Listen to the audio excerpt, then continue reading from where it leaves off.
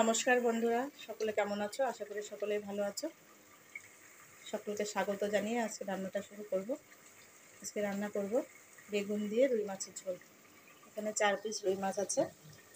এখানে বেগুন আমি একটু লম্বা লম্বা করে কেটে নিয়েছি। কোনোটা একটু টুকরো করে দিয়েছি, বেশি বড় ছিল তাই। কী কী লাগছে এখানে: 4-5টা কাঁচা লঙ্কা আছে, আদা আছে, ধনে পাতা কুচি আছে, পেঁয়াজ আছে ছোটো সাইজের একটা, এখানে টমেটো আছে, লবণ, হলুদ, গোটা জিরে, কালো জিরে, সরষের তেল। প্রথমে মশলাটা করে নিচ্ছি। মিক্সিং জারে আদা দিয়ে দিচ্ছি, 5টা কাঁচা লঙ্কা দিয়ে দিলাম, ছোট সাইজের একটা পেঁয়াজ দিয়ে দিচ্ছি,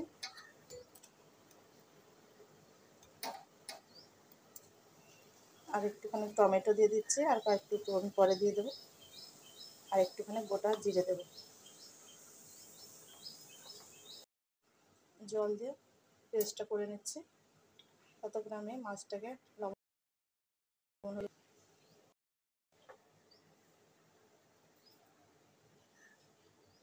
লবণ দিয়ে দিলাম,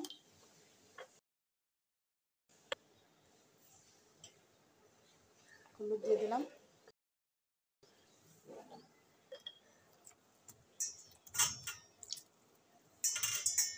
লবণ হলুদ ভালো করে মাখিয়ে নিচ্ছি মাছে।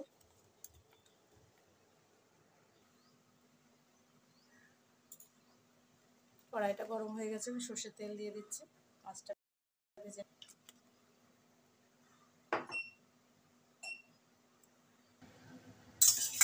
তেলটা গরম হয়ে গেছে, মাছটা ভেজে নেব।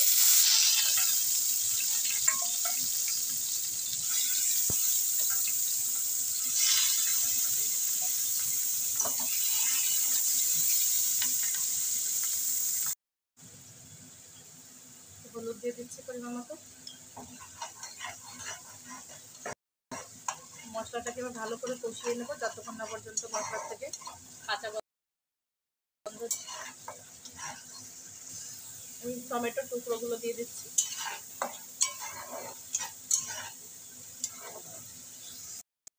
সামান্য একটু জল দিয়ে দিচ্ছি যাতে মশলাটা না পুড়ে যায়, তা ভালো করে কষানো হয়ে যাবে।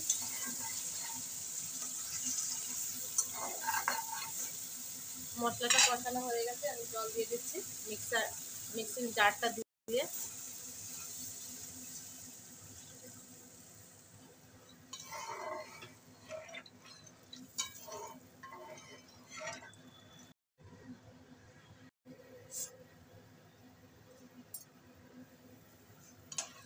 ঝোলটা ফুটে উঠেছে বন্ধুরা।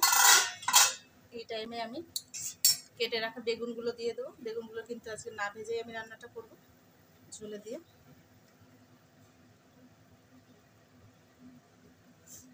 এতে একটু তেলের পরিমাণ ব্যবহারটা একটু কম হবে। আবারও ঢাকনা দিয়ে ঢেকে দিচ্ছি।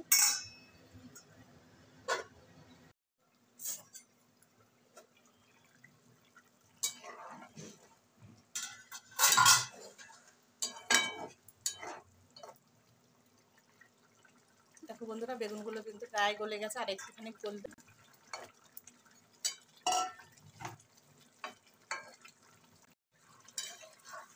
দেখো বন্ধুরা, বেগুন দিয়ে রুই মাছের ঝোলটা আমার হয়ে গেছে, নামিয়ে নেব। নামানোর আগে আমি একটু ধনে পাতা কুচি দিয়ে দিচ্ছি। নামিয়ে নেব তরকারিটা।